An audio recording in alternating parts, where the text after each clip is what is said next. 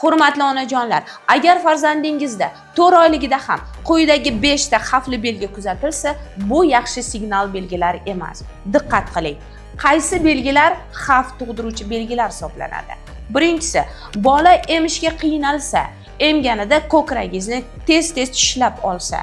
Ikkinchisi, bola boshini orqaga tashlab yig'lasa va uyqusi notinch bo'lsa.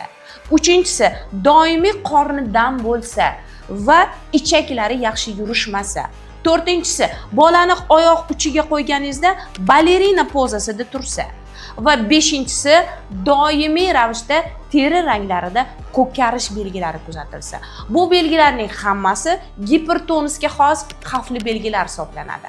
Qanday qilib ushbu muammoni hal qilishni istasangiz, 21-22 kunlari Neyromasha sirlari nomli bepul onlayn dars tashkil etyapman. Hurmatli onajonlar, qatnashish uchun hoziroq quyidagi havola orqali ro'yxatdan o'ting.